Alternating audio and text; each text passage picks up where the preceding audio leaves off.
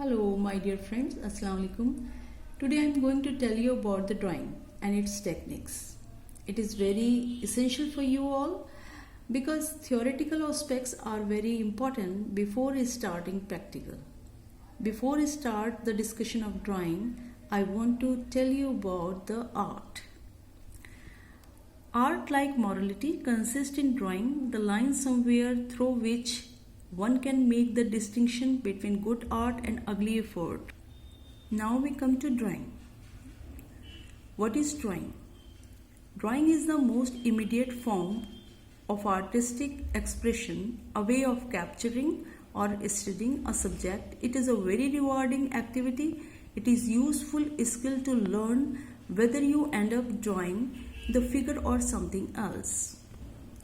Drawing a form, either figurative or abstract, created by means of lines in pen and ink, pencil, charcoal or chalk, usually applied to two-dimensional subjects on paper.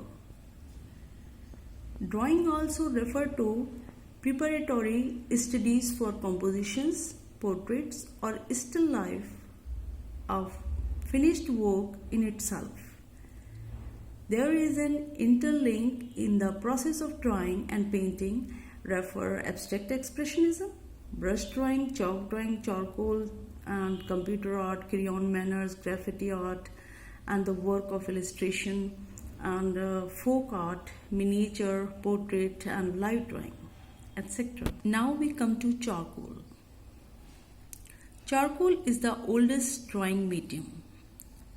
Charred wood from the fire-furnished prehistoric man with a tool to draw the outline of animal on the wall of his cave. It is available in varying thickness, ranging from the very thick scenes, printer's charcoal to medium and thin sticks. Used for more details drawing. Charcoal drawing can be edited very easily by means of a brush, putty, rubber or even soft dougie bracts. Today charcoal is produced from sticks of wood, often willow, burnt to carbon.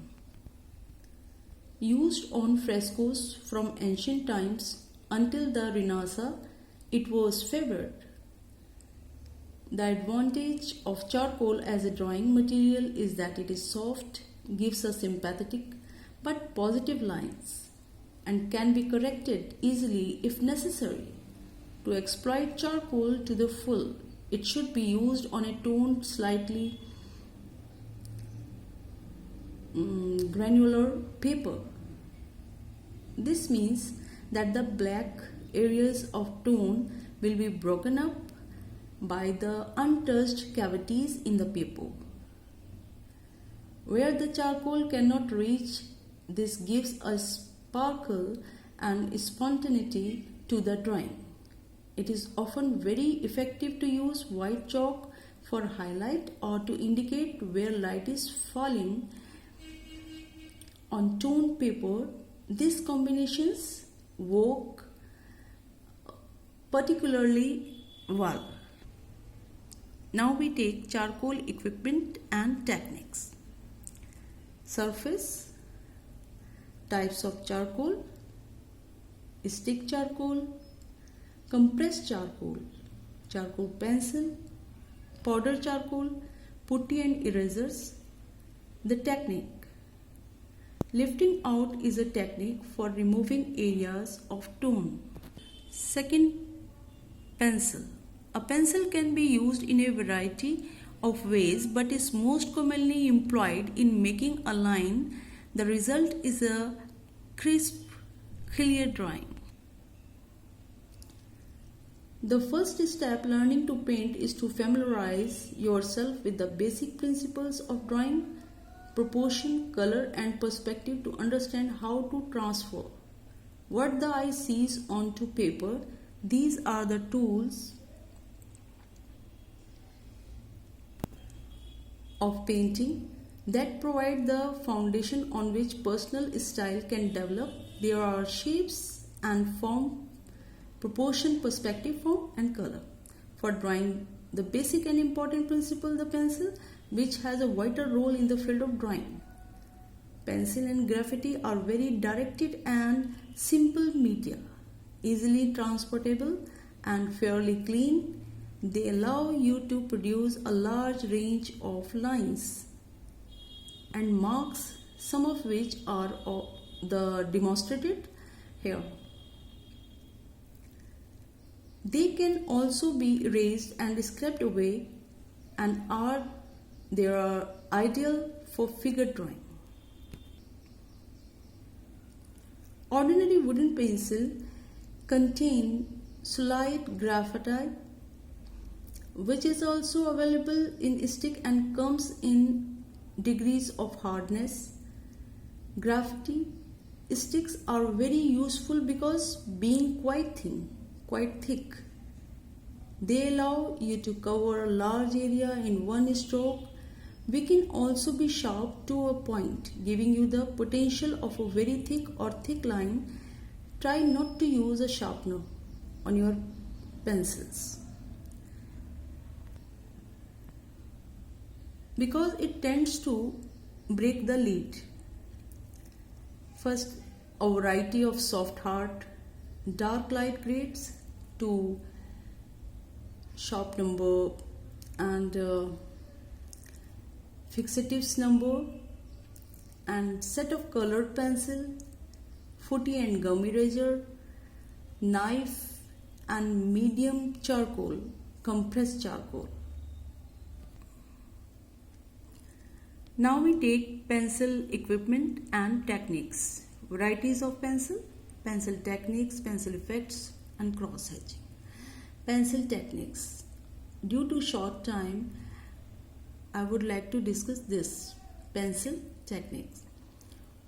Always start with a sharp pencil. This advice applies particularly to the softer grade of pencil. Pencil line vary in appearance according to speed with which they are drawn, the pressure exerted on the pencil, and the grade of pencil used. Hatching and cross hatching, dots, short lines, marks and lines in random direction, fine lines, thick lines, trailing into fine. All these can be used to create tonal differences. Silver point artists such as Dürer and Leonardo originated a method of reproducing tone by line which is still used today. They found that by drawing parallel lines close together, they could achieve effect of shadow with dark and heavy lines. Cross hatching. The form of shading is a development of hatching and combines two or more sets of parallel lines, once it crossing the other at an angle. It is a technique employed extensively in engraving and teaching. Kinds of liner media can be used, included ballpoint pens, felt tip pens and fine brush. Lines don't have to be straight. For example, try cross hatching, curved, zigzag, audit lines with colored ink or felt pens. There are some examples of cross hatching. Cross hatchings can be varied by changing the angle of the interesting line. Cross hatching applied brightly vertically over the recently hatching, and it has been executed with heavy strokes, and cross hatching led in 45 angle to vertical hatching and the demonstrating. Now we take pen and ink. Pen and ink has been a tool of artists for many centuries. Artists working in pen and ink are on the whole particularly fortunate since their basic requirements are so modest. He or she needs only a sheet of paper, pen and some ink to practice their craft. Pen ink is often considered to be an inflexible and rather mechanical medium. Einstein found it to be just the positive.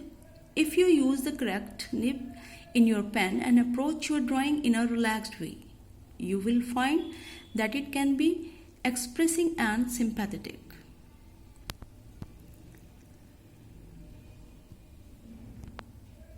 Pen and ink has a long tradition as a drawing medium. Leonardo da Vinci and Michelangelo both used pen and dark brown ink to make it studies. Pen ink has also been a favorite with cartoonists over the centuries. Charles Kane, who used pen and ink to hatch the defined lively caricatures, were drawn onto wood block. There are many types of pen available today, with a great variety of nibs, fountain pens, reservoir pens, and the more traditional pen. Bamboo pens and reservoir pen has a range of 30 nibs that can be changed quickly to produce wide, thick, narrow, or fine line and fountain pens. Stello tip reservoir pens have a interchangeable tips.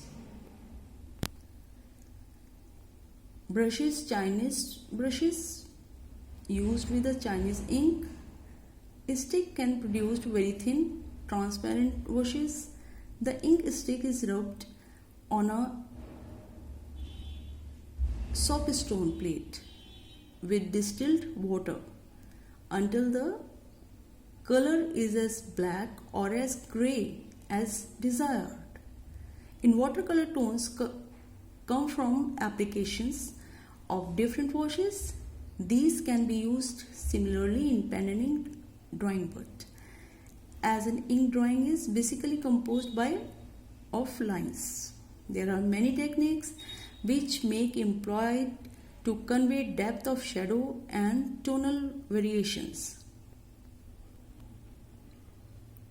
Stippling, scrubbing, scrubbing. Straight parallel lines grade from thick to fine. For example, a variety of effects are given by overlapping washes of water or diluted ink with all the above techniques. Other effects can be created using the texture of sponges' fingerprints. There are some figures using a stello tip lines of varying widths and drawn freehand with different nibs. Candle wax ink and can be rubbed over the paper to live highlights or areas touched by an ink use. Candle wax ink and can be rubbed over the paper to live highlights or areas untouched by an ink wash. Use an old toothbrush to splatter ink over a surface. Blotting it off, a softer effect is required. The dotted or pointless pattern has been created by using a fine stello ink. Now we come to the pastels. Chalk and oil pastel, as we know, came into use a little more than 200 years ago. In appearance, they are so as opaque as watercolor is transparent, and their velvety bloom, softness and fresh, bright colors make them one of the most attractive of all media. The effect of pastel is immediate from the moment it is applied to paper.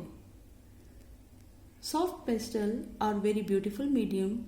They have a pure and brilliant color because of the way they are made and allow you to produce large areas of color quickly. Chalk pastel are bound together with gum and white filter. The Crumbling particles are pressed into the surface of a suitable support paper. Unlike watercolor or oil paint, the colors are not mixed before being applied to a support. Pastel drawings are distinguished from other drawing by the freshness of their color.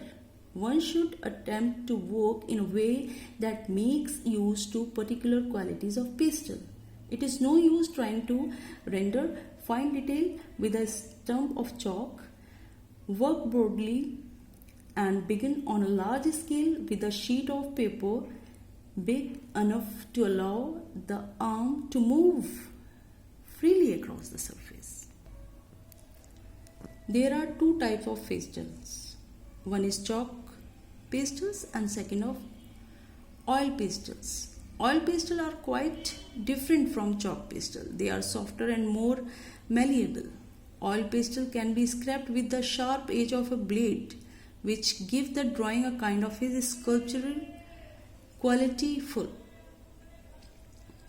The harder the pigment is pressed into the surface of the paper, the more dense the tone will become, but a great deal of surface manipulation of tones can be achieved by spreading and pushing the pigment over a wider area with a finger or a torcon. A gentle touch is sometimes needed to fuse delicate tone together. Preliminary drawing can be carried out in charcoal. Thanks.